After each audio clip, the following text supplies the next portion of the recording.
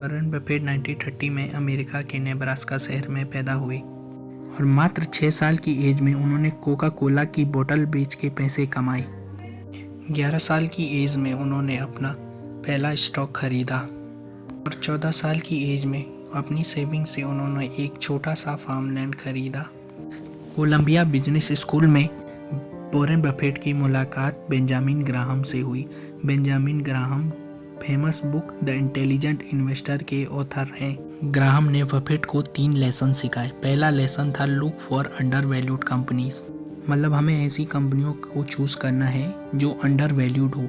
दूसरा लेसन ये था कि focus on long term potential. Long term potential का ये मतलब है कि हमें किसी भी शेयर को जितना लंबा हो सके उतना लंबा खरीद के रखना है, हमें मार्केट के इमोशन में आके उसे बेचना नहीं है। तीसरा लेसन ये था कि अवॉइड इमोशनल डिसीजन, मतलब जब मार्केट में गिरावट चल रही हो या मार्केट बहुत ऊपर चल रहा हो तो हमें इमोशन में आके अपने शेयर को बेचना नहीं, हमें वो होल्ड करके रखना है। 1960 में वॉरेन बफेट ने एक टेक्सटाइल कंपनी खरीदी जिसका नाम बर्कशायर हाथवे था और वो कंपनी फाइनेंशियल क्राइसिस से जूझ रही थी। टेक्सटाइल बिजनेस पर फोकस करने के बजाय वॉरेन बफेट ने डिफरेंट टाइप की कंपनियों में इन्वेस्ट किया और आज हम जानते हैं कि बर्कशायर हाथवे कितनी प्रॉफिटेबल कंपनी है जो लगातार ग्रो कर रही है। और वॉरेन बफेट ने कोका कोला, अमेरिकन एक्सप्रेस, जीको इंश्योरेंस, एप्पल और डेयरी क्वीन इन कंपनियों में इन्वेस्ट कर रखा है। उनका इन्वेस्टमेंट स्टाइल यही है कि focus on buying great business at fair price and holding them long term.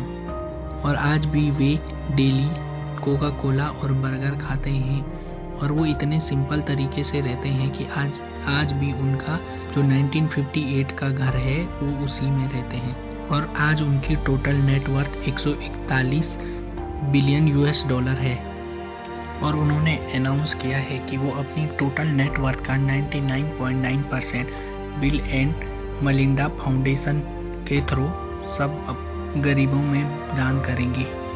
Warren Buffett कहते हैं कि स्टार्ट अर्ली, मतलब जो कंपाउंडिंग होती है वो उसमें बहुत टाइम लगता है, जिसलिए हमें बहुत जल्दी चीज़ें स्टार्ट करनी चाहिए।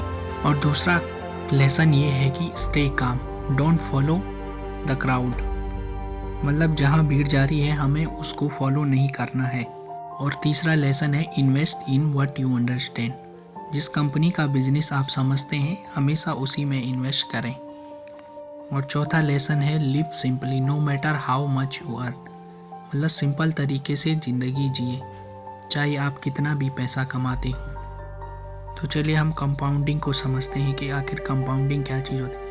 माना सपोज 2 कंपनियां हैं, मतलब एक कंपनी है ए कंपनी IT सेक्टर और दूसरा है B कंपनी केमिकल सेक्टर। अगर हम केवल एक सेक्टर में ही अपना सारा पैसा लगाएंगे तो इससे हमारा रिस्क बहुत बढ़ जाएगा, और अगर हम आधा आधा पैसा दोनों कंपनियों में बांट दें तो इससे हमारा रिस्क 50-50% हो जाए। और अगर हम बहुत सारे सेक्टरों में हैं तो इससे हमारा रिस्क बहुत कम हो जाएगा। और यही चीज़ कंपाउंडिंग होती है जिसे वॉरेन बफेट कहते हैं।